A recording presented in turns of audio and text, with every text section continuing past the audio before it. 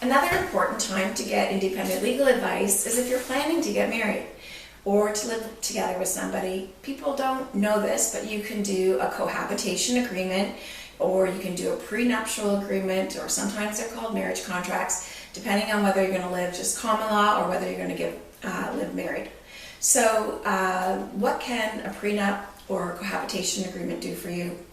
Mostly we have it govern property division, and it's usually applicable, and I find most people do it where they already have had a family, they've already had a failed marriage or relationship, and they now are entering a new relationship but want to make provision for their children of their first family.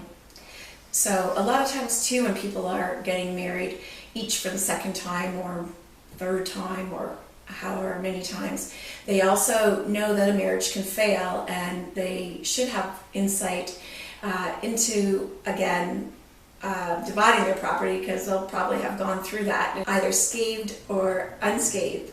They come out of that first divorce. So people have learned about how difficult it can be to start all over again after having to equalize your net family property, or basically divide everything that you have on the date of separation with your spouse. So another really important quirk with a matrimonial home is this. I had a situation many years ago, and I acted for a woman who had a home paid for, a substantially valued home, and she had, it was sad, received life insurance proceeds from her sister, but charged now with the responsibility of raising her niece as well as her own child. So she had a home that was paid for, and she was getting married. And so she asked her fiance to enter into a marriage contract, and he would not. And so we schemed this for her. I told her, go to the bank and go to a lender and ask for full financing of this home that'll become a matrimonial home. So tell the bank, oh, ordinarily I know you only give 75% or 80% or 90% as a loan, but in this circumstance, I will let you, lender, hold all of the money. I'll deposit all of this money into an account that I won't be able to touch for so long as this loan against the home exists. So in that situation, what we were able to do, and the client did this and it was successful. So when she entered into marriage, so the day she walks down the aisle, she has no equity in the home that's solely in her name. And she's completely protecting her investment that she was bringing into marriage. So there still was the matrimonial home, it just wasn't worth anything. On the other hand, she had $250,000 in a bank account.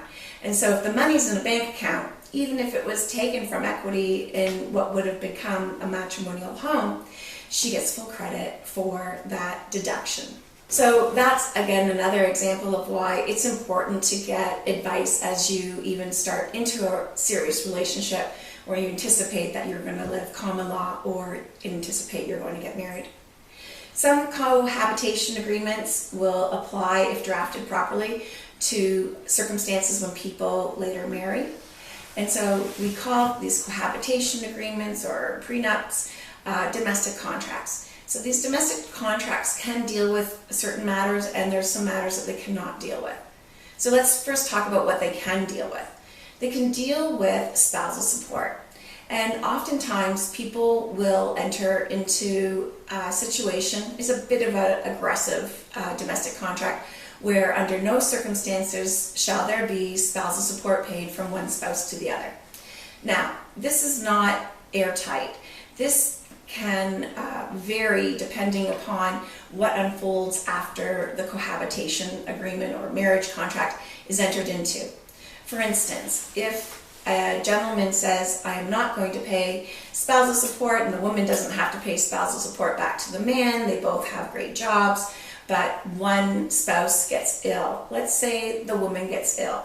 Let's say then that the husband either leaves his position, or if he is on some type of care providing program, or in other words, either way, just loses his income source because he's home caring for his ailing, dying wife. In that situation, a court would say you gave up 10 years of your life to give care to the other person, and that would be a situation where a court would have no problem ordering spousal support, assuming, again, the finances back that up. So again, there's things that can happen that are not anticipated at the time of the contract that can obviate the spousal support release. Another one potentially could be this. If you have a spousal support release that's mutual and you don't know at the time, but let's say children are born of the relationship, and let's say that there's a special needs child, a high needs child, and although it was anticipated that both parents would return to their successful careers after having children, and now one, by surprise, has to stay home because of having a child with special needs and high needs. So again, in that situation, should the proper finances be there, that person that gives up their career or their employment or their income to provide care to a special needs child would get spousal support. On the other hand, what's interesting, most cohabitation agreements and most marriage contracts, if done correctly, and we'll get into that, they usually are pretty steadfast in terms of property division. Courts tend to give people a lot more autonomy when they deal with how they want to divide their property. And that'll apply if even, for instance, a common law spouse lives with another and is not an owning spouse. And that couple can be together for 25 years. At the end of the day, if the marriage contract said that the non-owning spouse doesn't get any right in the home, a court will likely stand by that. And so, again, if the parties enter into this agreement with full knowledge of the nature and consequences of it, then it will be upheld. There was a time, maybe about 10 years ago, where the courts were looking at common law relationships, and the longer parties were together, the more they would start to do some property division between them, like as if they were married. But then we got a clear statement from the Supreme Court of Canada that some people choose to marry and some don't. But what people don't always know is when they say I do, that they're opting into an equalization of net family property regime. And again, that's a reason why you should know in advance of getting married how that will affect you and your finances.